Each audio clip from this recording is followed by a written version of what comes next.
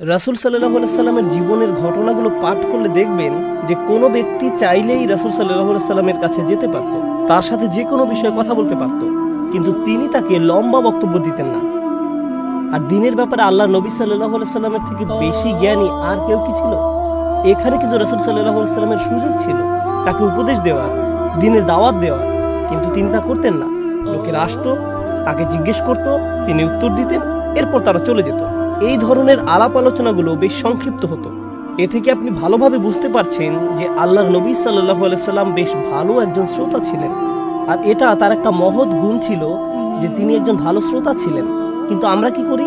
ইসলামের কোনো বিষয় নিয়ে যখন আমরা আলাপ করতে করতে উত্তেজিত হয়ে যাই, তখন আমরা কেউ কারো কথা শুনি না। ধরুন কেউ এসে বলল আমি একটা সমস্যায় পড়েছি, তার কথা শুনিই না, বরং বলি যে আগে বসুন, আমার কথাটা শুনুন, আমি কি বলি সেটা আগে শুনেন, এরপর আপনার কথা বলেন।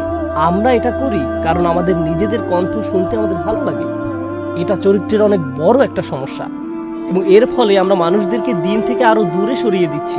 আমাদের পরিবারগুলোতে ঝামেলা হচ্ছে ইসলাম নিয়ে। পরিবারের কোনো কোনো সদস্য হয়তো খুব একটা ধার্মিক না, কেউ কেউ হয়তো ইসলাম মানছেই না, কিন্তু আপনি চাইছেন যে সে ধার্মিক হোক, আপনার মতো হোক। কিন্তু কি হয়, যখনই তাদের সাথে আপনার কথা বলার সুযোগ হয়, আপনি তখনই তাদের উপদেশ দিতে থাকেন। আল্লাহ এটা বলেছেন, রাসূল সাল্লাল্লাহু আলাইহি সাল্লাম এটা বলেছেন, তুমি যা করছো এগুলো ভুল, ইত্যাদি ইত্যাদি বলতেই থাকেন। আর আপনার এই কাজই তাদেরকে দিন থেকে দূরে সরিয়ে দিচ্ছে। সে ভাবছে আমি যদি বাসায় যাই তাহলে আমার মা আমাকে আরেক দফা উপদেশ দিবে, এর চেয়ে ভালো আমি খাবারের জন্য বাসায় যাব না, বাইরে কিছু খেয়ে নেই। আর এর মাধ্যমে আপনি তাদেরকে দিন থেকে দূরে ঠেলে দিচ্ছেন। কিছু কিছু সময় আপনাকে শুধুই তাদের মা, ভাই বা বোন হতে হবে, কোনো উপদেশ দানকারী না। আগে তাদের সাথে ভালো সম্পর্ক স্থাপন করুন, তাদেরকে বোঝান যে তাদের কথা আপনি শুনতে চান। এর ফলে হয়তো আপনি কখনো কখনো অবহেলার শিকার হবেন, কিন্তু এর ফলে হতাশ হওয়া যাবে না। এখানেই আপনাকে আপনার খেলাটা খেলতে হবে এবং আপনার উত্তম চরিত্র প্রদর্শন করতে হবে। আপনাকে চিন্তা ভাবনায় তাদের থেকে এগিয়ে থাকতে হবে, এবং কিভাবে তাদেরকে আপনার কথা শুনতে এবং মানতে রাজি করানো যায় সেই পরিকল্পনা করতে হবে।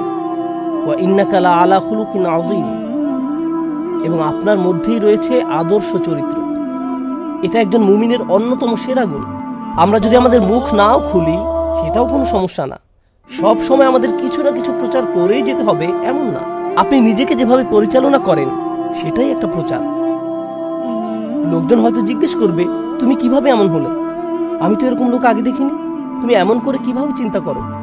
আপনাকে কিছুই বলতে হবে না, শুধু আপনি আপনার চরিত্রে এই গুণটা ধারণ করুন।